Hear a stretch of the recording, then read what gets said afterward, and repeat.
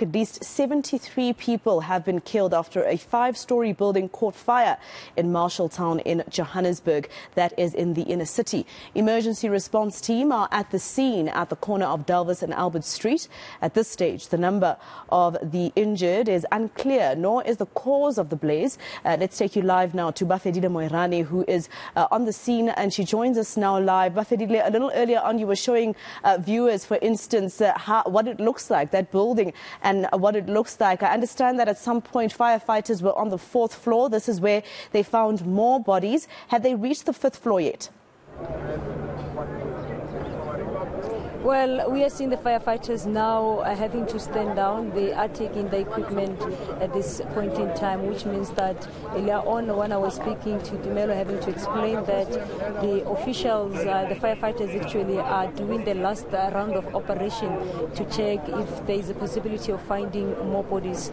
As you're indicating there, at this point we are standing at about 73 bodies that have been retrieved, and it's really terrible since that unfolded in the early hours of the morning when we arrived here, having to see a body bent beyond recognition like that. So we understand that at this point in time the forensic officials are here with their work, continuing with their work, and then they will be taking the bodies here to various government mortuaries later on. From tomorrow to a period of 5 days, government will be working with the different mortuaries to ensure that they trace the next of kin or relatives of the people who have lost their lives. But the majority of them, we understand that they are foreigners.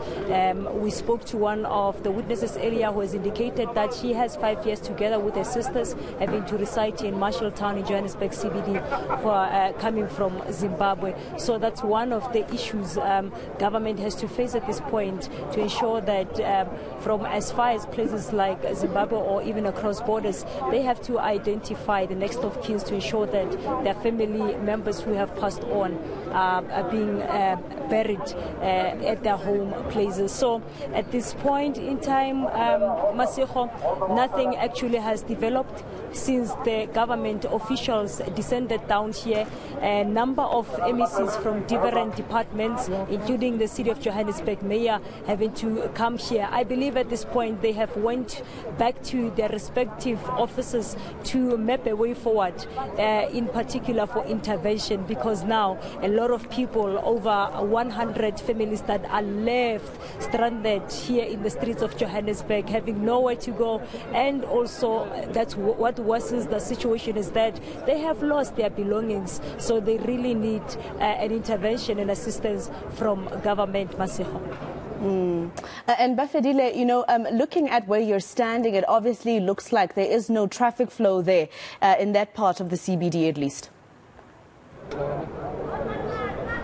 Yes, all the roads linking towards this dilapidated area of Marshalltown have actually been cordoned off, and the bystanders have actually been told to go far away. The police, public order police, are also here, including JMPD officials, to ensure that they monitor the situation in order to try to avoid commotion. Earlier on, we saw a number of people having to come, even some of them having to make noise to say that we want to get inside there to identify our loved ones, some having to cry, having to experience such pandemonium, and also such terrible scenes where a somber mood was actually reeling within the residents who actually believed to have hijacked this dilapidated building that has burned. So the environment here, Masejo, quite a terrible one, really, and having that to be attested by the MMC of Public Safety from the City of Johannesburg to say that they really tried their best at some point descending to this area, trying to evacuate a number of people who have hijacked these buildings, and having to say that now it's the time for them to act and implement. We also heard that Kedikunene earlier on, the MMC for Transport, who is currently the acting mayor, having to speak to Gareth earlier on to say that it's about time that government take action against those who are illegally occupying the abandoned buildings here in the city city of Johannesburg. Really terrible scenes, terrible situation that has unfolded there, Masego. And we are here having to monitor the situation, but we're seeing firefighters having to stand down while the police are still here having to monitor the situation. Also seeing different political parties having to decide to descend down here in the area to come and support government officials. All right, Bafedile, I'm just going to ask you to hold on. Let's bring in our other colleague now, Heidi Giokos, who is on the other side of where you are. Just to bring in Heidi Giokos, who is also in Johannesburg. Heidi, where you were earlier this morning, you were at a press briefing, basically by some of the governments, provincial and municipal as well. Tell me what they said about the fact that that particular building is actually owned by the city of Joburg. Yes, indeed, Masego, we have been told by the mayor of the city of Johannesburg that indeed it is a... sorry, I'm just going to move out of shot so I can see what's happening while I answer your question, Masego, because I think there's some movement that's happening here and I just don't want to be in a position to miss out on anything. But while answering your question and trying to figure out what's going on, we do understand, according to the city of Johannesburg Mayor Kabelo Kwamanda, this is a building that is indeed owned by the city but has been since leased out.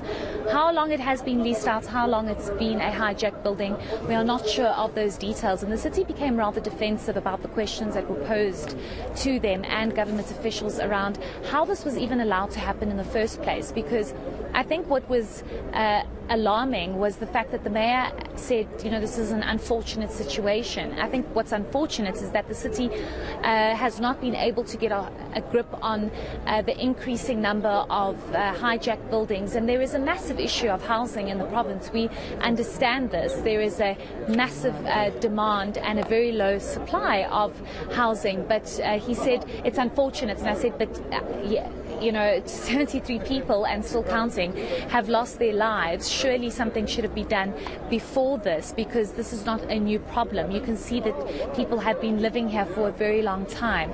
Emergency services even told us that when they had started moving into the building, it was a situation of finding shacks that had been erected in the building. So it became an informal settlement inside an already hijacked building.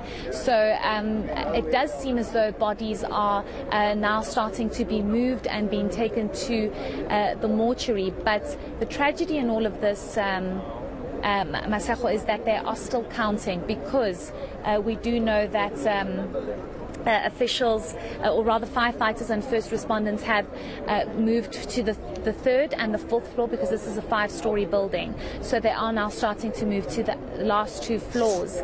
The other difficulty is that they are having to deal with rooms that are still locked. So they obviously need to find a moment to obviously try and unlock these rooms and move into those rooms. What they will find is still unknown at this particular point. So it does remain an active scene. It is such a tragedy. We know that so far 7 out of the 73 are minors that have lost their lives, the youngest being possibly a 1-year-old. So you have all respondents on scene at the moment really trying to get to the bottom of this and try and help as many as possible. And at the heart of all of this, Masego, just quickly I want to allude, and I said this to Tumelo as well, is that the heart of all of this tragedy is the people that survived and the people that are now going to have to try and find a way forward, given that some have lost their children, some have lost their husbands, some have lost their mothers and their fathers.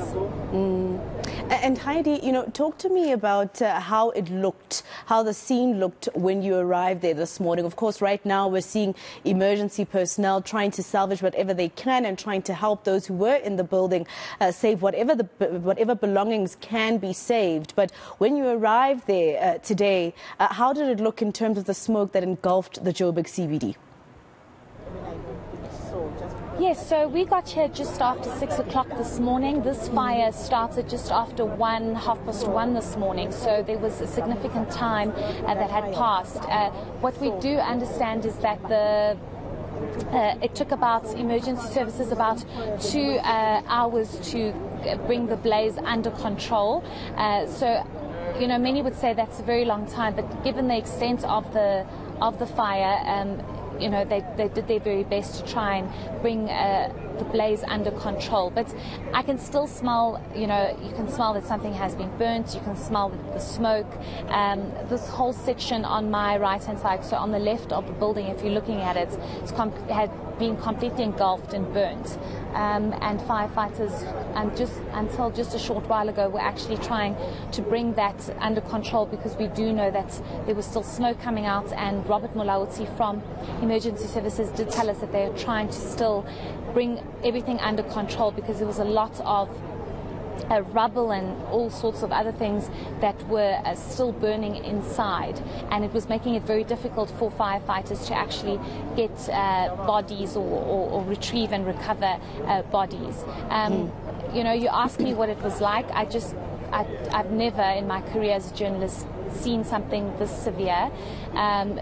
It's fortunate, I would say, that they have actually blocked off the area, because they've had to lay all the bodies as they were recovering them from the building, so that we don't actually see it, because at the end of the day it is a very sensitive story, and we have to remain sensitive to those that have lost their loved ones. But it has been very intense, very volatile, and very, very tragic. All right, Heidi, Giokos and Bafedile Moerane live for us here on eNCA in the Johannesburg CBD. Let's leave it there for now, team. We'll catch up with you a little later on.